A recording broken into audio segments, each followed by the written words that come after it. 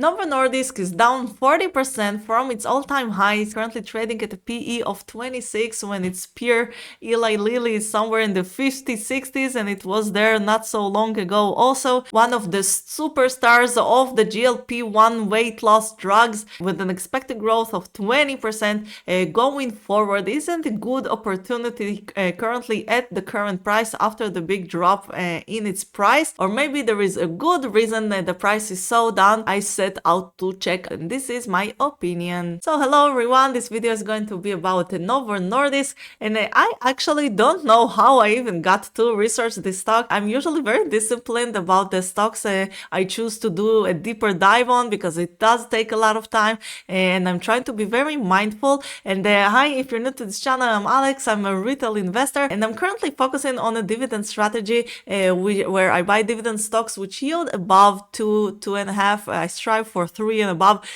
percent when I think they have some kind of an upside in their price also, and I hold them while I think they have this upside, and then when they do reach my target price or something in my thesis changes, I rotate them to another dividend stock like that. So Novo Nordisk is actually yielding below 2%. It's not a stock that would usually be on my radar. It's a very high growth stock currently, and it's a bit of a hype-ish also, which is something I try to avoid. So I really don't know how I fell into researching it even, but I don't know, something in me was curious. And also it's a pharma stock, and I already have a lot of pharma stocks. I'm pretty heavy on pharma right now in my portfolio. I will probably sell BMY, Bristol Myers, soon when I research it a little bit again.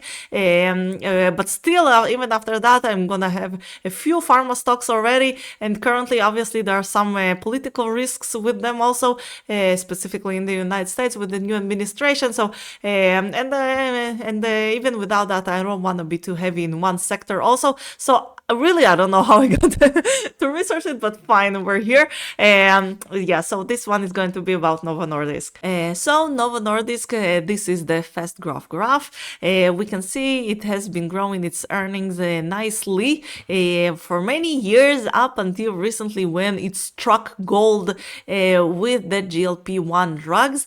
So Novo Nordisk, we'll talk about the business soon, but just to give a brief review, is one of the 3 big players in the insulin industry together with Sanofi and Eli Lilly, and also now it has all to do with each other, but the insulin and diabetes drugs and GLP-1 drugs, they're kind of the same family of drugs, and now the GLP drugs are really exploding. The market is really exploding. They're becoming popular, and with all the obesity problems around the world and specifically in the United States, it really stands to gain from this new exploding kind of hype-ish market, and so we can see what this hype in its stock price, how it has been until recently, and since September this year the price began to drop and drop and drop and drop, and now we're nearing the blue line, which is the average historical PE of the stock price during all this time. And it is now trading at a 26 PE when analysts are estimating a growth of 13 this year, which is exactly twice the growth, right? 13% growth and the 26 PE. But from next year, the growth is expected to be around 20%. Who knows how long? So a 26 PE for a company growing 20% is really nice, might be nice. So I got interested. So let's look a little bit on the financials more, and then talk about the business. So in terms of the financials, we can see again Novo Nordisk has been growing its revenues for the last decade, and also its EBITDA and net income margin, and we can see just from the bars here that the margins are really high. It seems like the EBITDA is half of the revenues, and the net income is around the third. I didn't look at the margins specifically, but they look around 30-something% just from these bars, which is really impressive even for a pharma company. And we can see the debt, which is practically non-existent. It has only 4 billion in debt. It has more in cash right now, so it theoretically can pay out its its debt right now, just from the cash it is sitting on, but also 4 billion in debt compared to 12 billion in net income, gap net income, and the 16 billion of EBITDA, and around 10 billion of free cash flow, and 16 billion of operating cash flow is really absolutely nothing. So we can say it's almost a no debt company, which is super, super, super impressive. In terms of return on invested capital, it has been higher before, but still it is around 22, 27, 20, which is very, very, very impressive, and especially in today's markets where credit was essentially free for many years, and a lot of companies are in big debt and took out a lot of capital, and therefore their returns on invested capital have been lower. So it is really impressive, and we can see the blue bars are the shares outstanding over the years. We can see the company has been buying shares for every year consistently. So the financials look really, really impressive, very good. Nothing wrong here, nothing that I can say to its detriment. So let's look a little bit on the business and what has been going on, and especially why the stock price fell so much, and it seems like it's really on a downward momentum currently. So these are the top selling drugs for Novo Nordisk. This is from Statista, and we can see that almost of their drugs have to do with GLP-1, which from my understanding is for type 2 diabetes, obesity, which is essentially the same drug. It's a bit stronger or has a more active ingredient, which is more suitable for obesity, but it is a very similar technology, and insulin, which is also obviously for diabetes. So we can see that their top two drugs are Ozempic and Wegovy. I'm probably butchering that, but fine, which take up a huge portion of their revenue, and we as investors should really look into them, of what's going on with them. So again, this is a very fast growing market, and it is expected to grow even more in the next few years. And for me, I don't know, it's kind of going to also disrupt other markets, like maybe food stocks that I own, that might suffer from people buying less food, or other drugs that will be maybe less necessary with people less obese. I mean, if this will become something habitual in the American society, it could really change the consumer habits and the consumer preferences of many other sectors. So my thinking was that maybe it is a good idea to have also a GLP-1 company in my portfolio to offset those risks with other markets. So from my understanding in terms of the competitive landscape, that currently there are three big companies in this field, which are Eli Lilly, which is kind of dominant in its effectiveness and efficacy of the drugs. Also, we'll talk about an example soon, and is like the best quality company you can say maybe in this field. Novo Nordisk and Sanofi also. And in terms of exclusivity, currently Novo Nordisk for its drugs have exclusivity for many more years in the United States and in Europe until the 2030s. So it's not facing a loss of exclusivity soon. It does in China, but not in the US and Europe. And anyway, from my understanding is that replicating both insulin and the GLP-1 type of drugs is not that easy. It's not exactly the old regular method of creating generics for drugs. It's a bit more complicated. I'm not sure I understand the technicals of why, but it takes more time, and it's not that easy just to create a generic. So that's one barrier to entry. And the other one is that it seems like the production capabilities for GLP-1 drugs is very costly. And Eli Lilly, for example, invested a huge amount of money into its production capacity, which still is struggling to meet demand today. So that's another barrier to entry, the very high costs of production, storage, and distribution for GLP-1 drugs. So it does create some kind of a moat, some kind of a barrier to entry for competitors.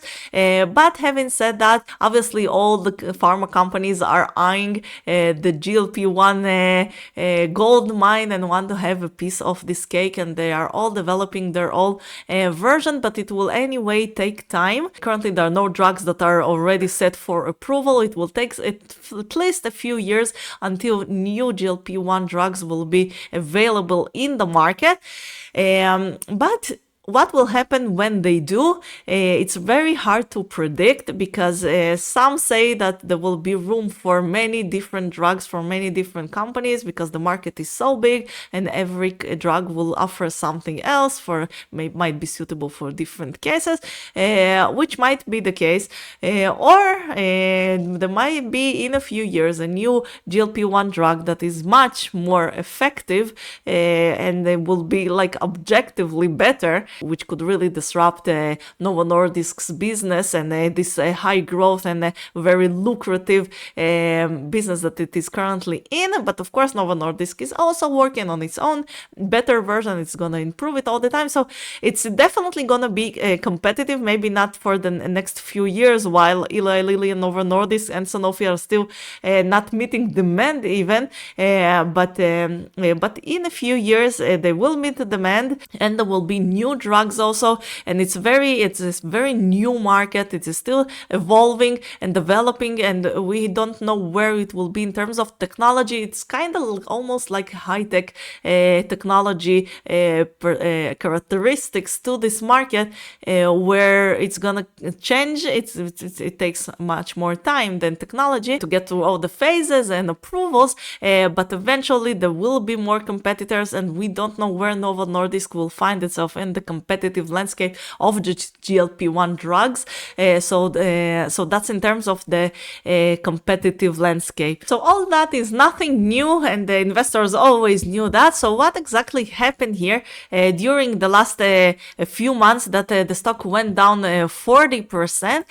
So a few things, and actually it's four things, and it's kind of a problem after problem that Novo Nordisk is facing right now. So the first one, not in any particular order, not in a chronological order. In the beginning of December, Eli Lilly published a study where it showed that its obesity drug, weight loss drug, has much more efficacy than Wegovy, which is the weight loss drug of Novo Nordisk, which makes it much more effective. I mean, 20% versus 13%, at least in the title, it seems significant. I'm sure that there are more aspects to it, and of course it's their own study, so I'm not sure. But anyway, it looks like at least this drug of Eli Lilly is better or more effective than Novo Nordisk's drug, which is serious, it's significant.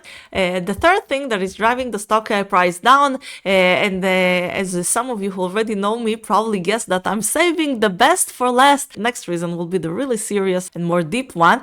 So I'm finishing with the more brief ones, which is the whole thing with Trump and Greenland and Denmark currently, where Trump is threatening with imposing tariffs on Danish goods, and Novo Nordisk is a Danish company. So I don't know, we're not sure where that will go. Probably nowhere special, but it does create some kind of a risk, some kind of a threat. So Novo Nordisk's actual production of the drugs that are sold in the United States, the production itself is also in the United States. So if there are tariffs on imported goods from Denmark, it will not necessarily affect Novo Nordisk drugs, but from my understanding, the active ingredient inside the drugs is imported from Denmark, so it might increase their costs of production. We don't know where that will go, but I think it's just another thing added a little bit more risks to the company and drove a little bit the stock price also down. I don't know, maybe it is serious. I'm currently having a hard time to take it seriously still, but who knows? Nobody knows. So maybe Novo Nordisk will somehow have an adverse effect from this geopolitical issue currently. So that's the third thing with Greenland and Denmark and Trump. And the fourth thing is the most serious interesting, and of course I saved it for last because I want to discuss it more deeply and talk about the real issues currently, which is the pricing and the prices of the drugs, especially in the United States. So most of us already know overall drugs in the United States are very expensive, but the price of insulin and GLP-1 drugs have been really an issue in the public debate. And this is just a paragraph from Wikipedia that in 2024, Novo Nordisk drug pricing in the United States have been a target of lawmakers, including Senator Bernie Sanders and the Senate Committee Health, Education, Labor and Pensions. The committee investigation found that Novo Nordisk drug Ozempic priced for $90.69 per month in the United States compared to $155 in Canada and $59 in Germany. Its weight loss drug Wegovy, again talking about the two largest drugs of Novo Nordisk, is priced for $1,349 per month in the United States compared to $140 in Germany and $92 in the United Kingdom. So we all can see the really problematic situation here. Now, it has always been like that and we know it, but now everybody is talking about it, and specifically with insulin,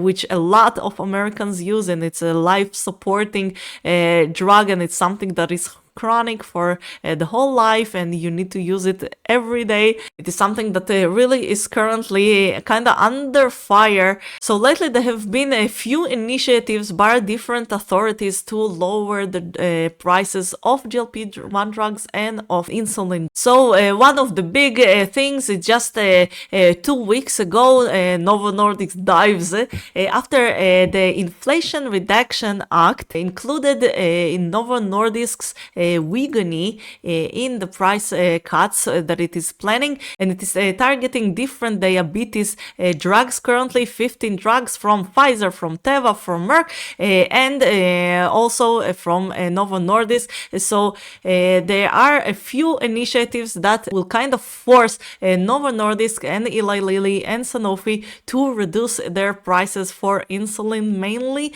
but also for the diabetes and the GLP-1 drugs. So here is another one just from the beginning of January, where insulin prices are being set in different cases for different target groups in different states and locations on $35, which is just a fraction of what it has been before, of what Novo Nordisk has been selling it before. And now Sanofi is also joining this initiative where they're kind of forced to do that, where Eli Lilly and Sanofi already announced that they will cap at $35 for specific target groups. I think this is just a part of Medicare, if I'm not mistaken. Medicare enrollees. And Novo Nordisk in September launched the My Insulin RX program, which provides a 30-day supply of insulin for $35 to eligible patients, including the uninsured.